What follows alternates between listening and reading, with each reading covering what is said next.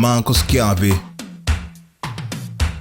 Welcome to Black History Month. Now, for the first time ever, we're going to gain a special insight into the philosophy and opinions of one of the greatest men to have ever walked this earth. We're going to be celebrating a remarkable life and legacy over the next 31 days as I bring you the resurrection of Marcus Mosiah Garvey, a series which will be presented by myself, Jermaine Brown, featuring 31 brothers from our community, all chosen to resurrect speeches from Marcus Garvey daily. Be a man of greatness now, a man so tall, a man so kind.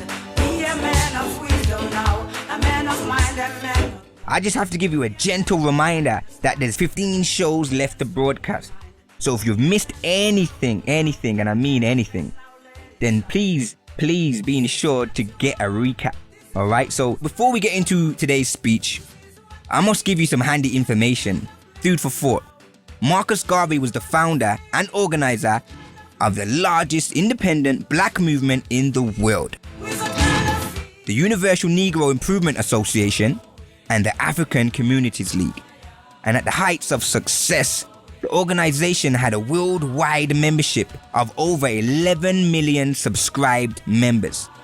Now, this was an excellent feat, especially when we consider that this happened during a time of no internet, no smartphones, and no social media. And to top it all off, here's the icing on the cake.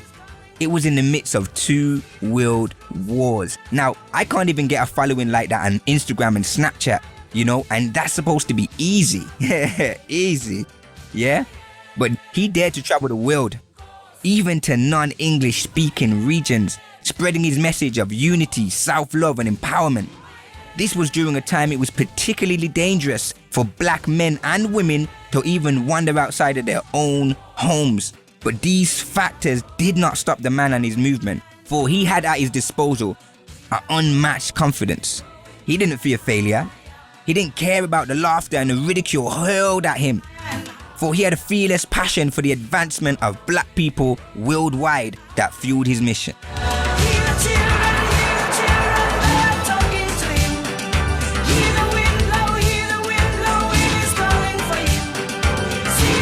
Now, I'm intrigued to know more about the mind of this man and how he accomplished so much.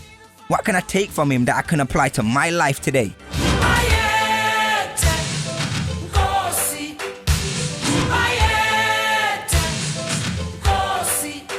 This is now program 16, and without doubt, this is the most popularized version of any Marcus Garvey's writings to date. So, as you could have guessed, this is the famous Whirlwind speech, in which he told his followers, "If I die in Atlanta, my work shall then only begin, for I shall live in the physical or spiritual to see the day of Africa's glory." It was written on February the 10th, 1925, while Marcus Garvey was incarcerated. It is titled First Message to the Negroes of the World from Atlanta Prison.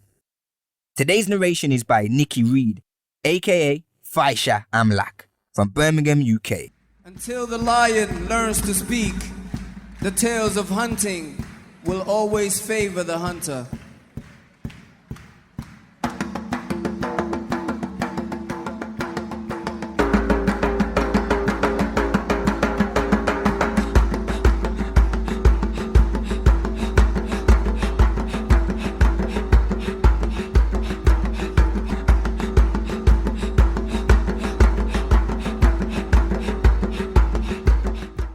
You are listening to an Honor Level production featuring the Resurrection of Marcus Mosiah Garvey series.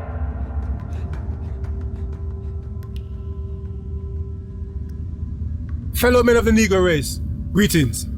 I am delighted to inform you that your humble servant is as happy in suffering for you and our cause as is possible under the circumstances of being viciously outraged by a group of plotters who have connived to do their worst to humiliate you through me in the fight for real emancipation and African redemption. I do trust that you have given no credence to the vicious lies of white and enemy newspapers and those who have spoken in reference to my surrender. The liars plotted in every way to make it appear that I was not willing to surrender to the court. My attorney advised me that no mandate would have been handed down for 10 or 14 days, as is the custom of the courts, and that would have given me time to keep speaking engagements I had in Detroit, Cincinnati, and Cleveland. I hadn't left the city for 10 hours when the liars flashed the news that I was a fugitive. That was good news to circulate all over the world to demoralize the millions of Negroes in America, Africa, Asia, the West Indies, and Central America. But the idiots ought to know by now that they can't fool all the Negroes at the same time. I do not want at this time to write anything that would make it difficult for you to meet the opposition of the enemy without my assistance. Suffice it to say that the history of the outrage shall form a splendid chapter in the history of Africa redeemed, when black men will no longer be under the heels of others, but have a civilization and country of their own. The whole affair is a disgrace, and the whole black world knows it. We shall not forget. Our day may be 50, 100, or 200 years ahead, but let us watch, work, and pray, for the civilization of injustice is bound to crumble and bring destruction down upon the heads of the unjust. The idiots thought that they could humiliate me personally, but in that they are mistaken. The minutes of suffering are counted, and when God and Africa come back and measure out retribution, these minutes may multiply by thousands for the sinners. Our Arab and Riffian friends will be ever vigilant, as the rest of Africa and ourselves shall be. Be assured that I planted well the seed of Negro or black nationalism, which cannot be destroyed even by the foul play that has been meted out to me. Continue to pray for me, and I shall ever be true to my trust. I want you, the black peoples of the world, to know that W.E. Du Bois and that vicious Negro-hating organization known as the Association for the Advancement of Colored People are the greatest enemies the black people have in the world. I have so much to do in the few minutes at my disposal that I cannot write exhaustively on this or any other matter. But be warned against these two enemies. Don't allow them to fool you with fine-sounding press releases, speeches, and books. They are the vipers who have planned with others the extinction of the black race. My work is just begun, and when the history of my suffering is complete, then future generations of Negroes will have in their hands the guide by which they shall know the sins of the 20th century. I know you too believe in time, and we shall wait patiently for 200 years if need be to face our enemies to our posterity. You will cheer me much if you will now do even more for the organization than when I was among you. Hold up the hands of those who are carrying on. Help them to make good so that the work may continue to spread from pole to pole. I am also making a last-minute appeal for support to the Black Cross Navigation and Trading Company. Please send in and make your loans so as to enable the directors to successfully carry on the work. All I have given to you. I have sacrificed my home and my loving wife for you. I entrust her to your charge, to protect and defend her in my absence. She is the bravest little woman I know. She has suffered and sacrificed with me for you. Therefore, please do not desert her at this dismal hour when she stands alone. I have left her penniless and helpless to face the world because I gave you all. But her courage is great, and I know she will hold up for you and me. After my enemies are satisfied, in life or death, I shall come back to you to serve, even as I have served before. In life, I shall be the same. In death, I shall be a terror to the foes of Negro liberty. If death has power, then count on me in death to be the real Marcus Garvey I would like to be. If I may come in an earthquake, or a cyclone, or plague, or pestilence, or as God would have me, then be assured that I shall never desert you and make your enemies triumph over you. Would I not go to hell 1,000,000 times for you? Would I not, like Macbeth's ghost, walk the earth forever for you? Would I not lose the whole world and eternity for you? Would I not cry forever before the footstool of the Lord omnipotent for you? Would I not die 1,000,000 deaths for you? Then why be sad? Cheer up and be assured that if it takes 1,000,000 years, The sins of our enemies shall visit the millionth generation of those that hinder and oppress us. Remember that I have sworn by you and my God to serve to the end of all time the wreck of matter and the crash of wells. The enemies think that I am defeated. Did the Germans defeat the French in 1870? Did Napoleon really conquer Europe? If so, then I am defeated. But I tell you, the world shall hear from my principles even 2,000 years hence. I am willing to wait on time for my satisfaction and the retribution of my enemies. Observe my enemies and their children and posterity, and one day you shall see retribution settling around them. If I die in Atlanta, my work shall then only begin, but I shall live in the physical or spiritual to see the day of Africa's glory. When I am dead, wrap the mantle of the red, black, and green around me, for in the new life I shall rise with God's grace and blessing to lead the millions up the heights of triumph with the colors that you well know. Look for me in the whirlwind or the storm. Look for me all around you. For with God's grace, I shall come and bring with me countless millions of black slaves who have died in America and the West Indies, and the millions in Africa to aid you in the fight for liberty, freedom, and life. Civilization of today is gone drunk and crazy with its power. By such, it seeks through injustice, fraud, and lies to crush the unfortunate. But if I am apparently crushed by the system of influence and misdirected power, my cause shall rise again to plague the conscience of the corrupt. For this I am satisfied, and for you, I repeat, I am glad to suffer and even die. Again, I say, cheer up, for better days are ahead. I shall write the history that will inspire the millions that are coming and leave the posterity of our enemies to reckon with the hosts for the deeds of their fathers. With God's dearest blessings, I leave you for a while.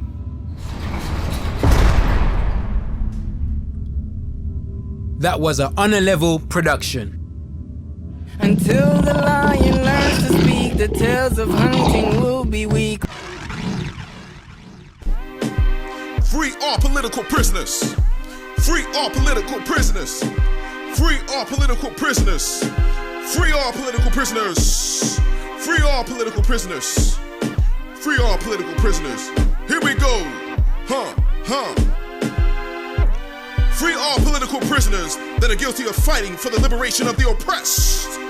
Free all political prisoners that are guilty of fighting with passion and love that is derived from the chest, so all African children can have social rest.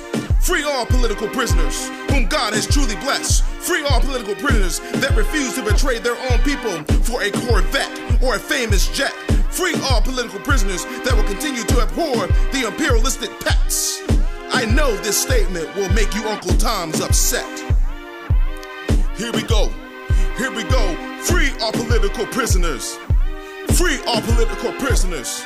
Free all political prisoners. Free all political prisoners. Free all Black Panthers. Free all Black Panthers. Free all Black Panthers. Free all political prisoners. Many political prisoners who refuse to be submissive to an oppressive system often are placed behind bars, living in mental freedom, while many of our people are living in a prison while driving popular cars. Do you really know who you are? Free all political prisoners. Free all political prisoners. Free all political prisoners. Free all political prisoners.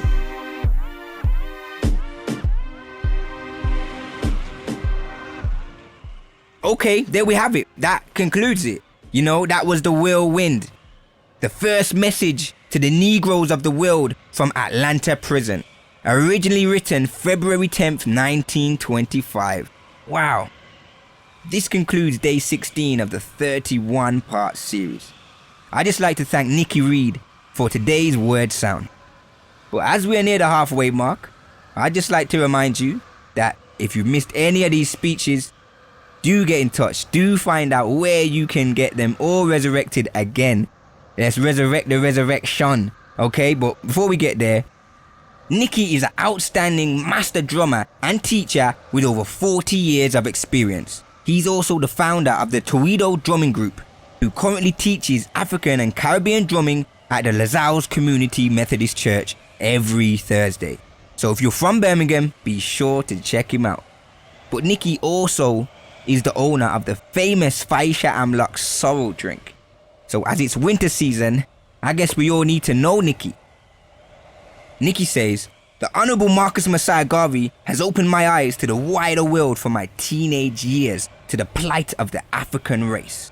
But most notably, I'm honoured to be a part of this project as it incites the flame of Marcus Garvey's words. Look to Africa for the coming of a black king." Okay, so we welcome your comments, opinions and feedback on your experience with the Resurrection of Marcus Mosiah Garvey series so far. Should you wish to share with us by email, you can do so by contacting us at onalevel@hotmail.co.uk.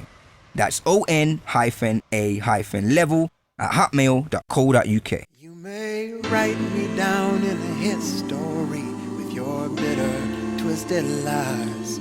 You may trod me down in the very dirt, and still like the dust I'll rise. Does my happiness upset you? Why are you best with gloom? 'Cause I laugh like I got an oil well pumping in my living room. So you may shoot me with your words, you may cut me with your eyes, and I'll rise, I'll rise, I'll rise, rise, rise. Out of the As you know, in this series, we are paying homage to Marcus Mosiah Garvey, as Black History Month is all about celebration. So join me to give a few shout outs, starting with Garvey's parents, Mama Sarah Jane Richards and Pops Marcus Garvey Sr. We also want to pay homage to those esteemed ancestors who paved the way for Marcus to appear on the world stage. We also pay homage to the graduates of the School of African Philosophy and all of the founding members and supporters of the UNIA. Last but not least, we pay special homage and tribute to his esteemed wife, Amy Jakes Garvey, who was a formidable leader in her own right. with your eyes, and I'll rise, I'll rise, I'll rise, rise, rise. Out of the Mrs. Garvey kept her husband's legacy alive, and it is partly because of her loving efforts that we can share this groundbreaking series with you today. Tune in tomorrow at the same time for the resurrection of Marcus Mosiah Garvey, with me, Jermaine Brown. I'm going to leave you with the famous anthem that Marcus Garvey and the UNIA members had wanted to be adopted as the universal anthem for black people across the globe. Let's take a moment to listen and feel free to wave your red, black and green flag should you have one. Up your mighty race, you can accomplish what you will.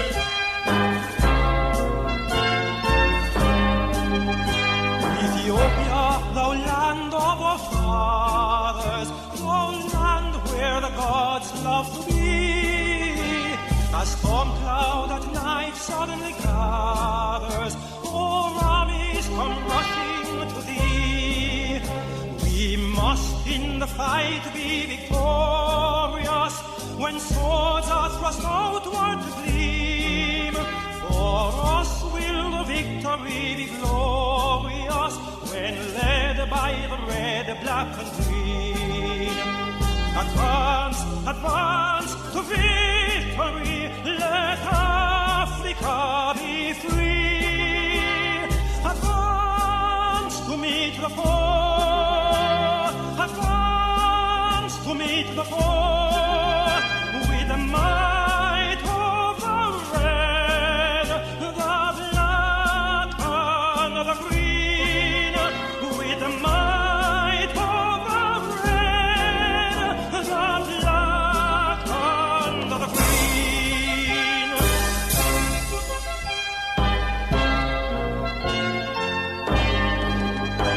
O Jehovah, thou God of the ages, grant unto our sons that need the wisdom thou gave to thy sages when Israel was sore in need. Thy voice to the dim past has spoken, Ethiopia shall stretch forth her hand. By thee shall all fetters be broken, and heaven bless our dear motherland. Advance, advance to freedom.